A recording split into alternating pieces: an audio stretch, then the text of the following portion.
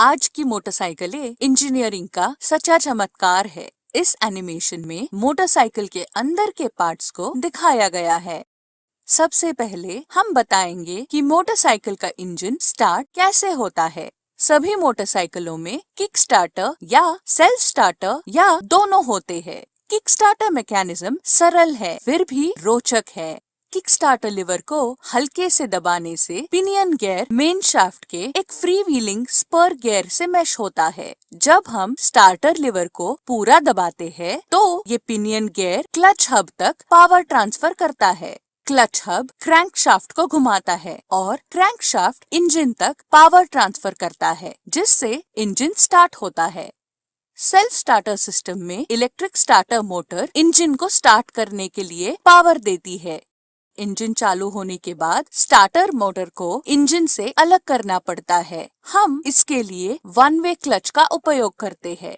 इसमें एक outer race और एक इनर रेस होती है। इन दोनों रेसेस के बीच में रोलर्स होते हैं।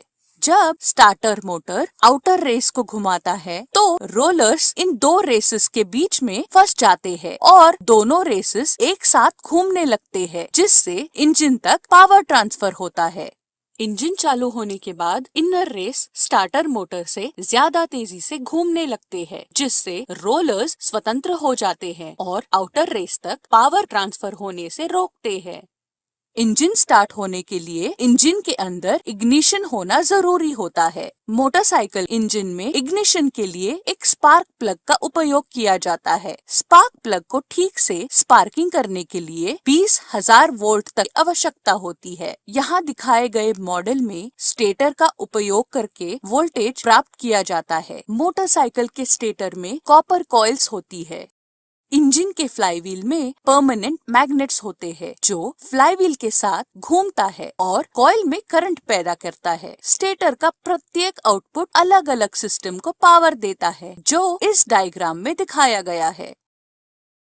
इग्निशन के लिए एक्साइटर कॉइल का उपयोग किया जाता है। इसमें अन्य कॉइल्स की तुलना में ज्यादा वाइंडिंग होती है, जिसके कारण ज्यादा वोल्टेज उत्पन्न करता है। एक्साइटर कॉइल से उत्पादित वोल्टेज CDI यूनिट को सप्लाई की जाती है।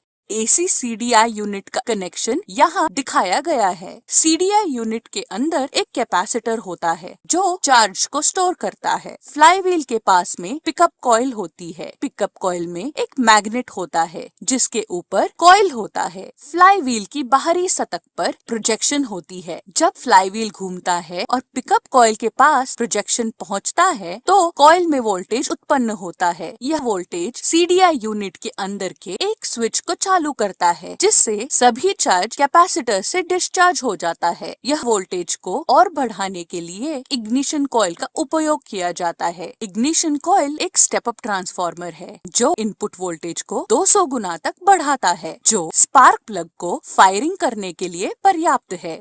मोटरसाइकिल में कई अन्य पार्ट्स होते हैं, जो मोटरसाइकिल के निरंतर संचालन में मदद करते हैं। इनटेक और एग्जॉस्ट वाल्व को टाइमिंग चेन का उपयोग करके नियंत्रित किया जाता है। आमतौर पर सिंगल सिलेंडर इंजन्स में काउंटर बैलेंस होता है, जो इंजन के अंदर कंपन को कम करने में मदद करता है। क्लच क्रैंकशाफ्ट से ट्रांसमिशन सिस्टम तक पावर ट्रांसफर करता है। ट्रांसमिशन सिस्टम मोटरसाइकिल की पावर और स्पीड को बदलने में मदद करता है।